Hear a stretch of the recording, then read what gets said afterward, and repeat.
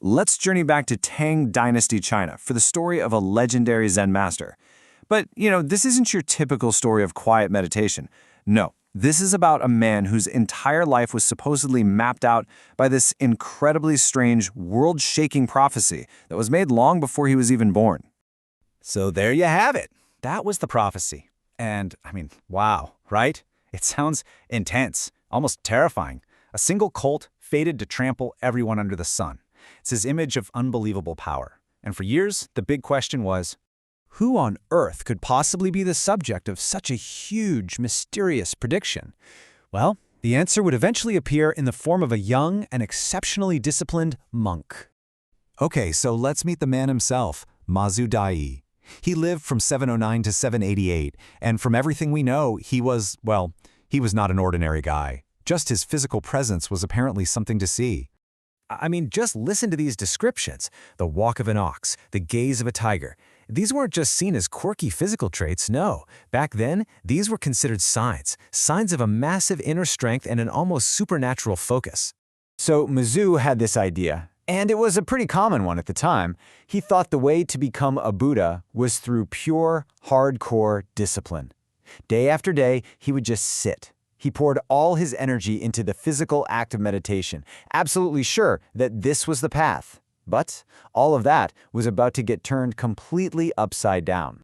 And that brings us to, the moment that changes everything. It's his encounter with his master, Nanyue Huairang. Now, Huairang sees young Mazu meditating like his life depends on it day in and day out, and he decides, okay, it's time for a different kind of lesson. So he just walks up to Mazu and asks him this really simple, almost obvious question. You can imagine it, right?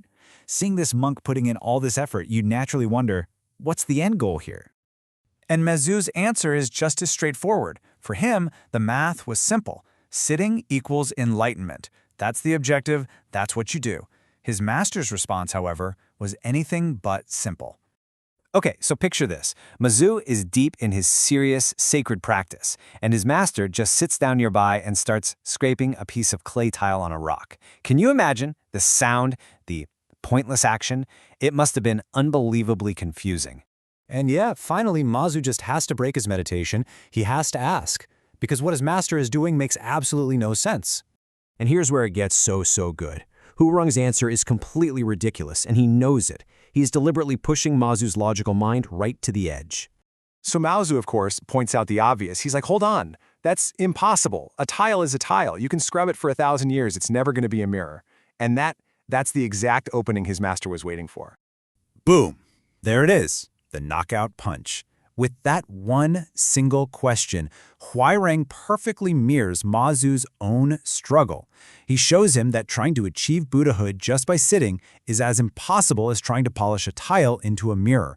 Mazu was working on the wrong thing entirely. But Huairang wasn't done yet. He gave Mazu one more incredibly powerful metaphor, an image that would totally reshape how he understood his own efforts. It's such a brilliant, simple question, isn't it? The answer is just obvious. Of course you whip the ox. The ox is the source of power, the thing that actually makes it all move. Whipping the cart is just useless. And this is where it all clicks into place. The cart? That's the physical act of sitting. It's the external form, the procedure. Mazu had been whipping the cart. But the ox? The ox is the mind, the real driver, the source of any true movement. You have to engage the engine, not just polish the chassis. So this is the huge realization, right? True spiritual practice isn't about perfecting some external routine. It's not about how perfectly you can sit. It's about turning your attention inward and waking up the mind itself. That's the real source of all progress. And for Mazu, this wasn't just some intellectual idea he agreed with. No, this was a full-body lightning bolt. The old texts say he felt this wave of pure joy wash over him, like drinking something incredibly rich and satisfying. In that one moment, his whole world just reoriented. He was free.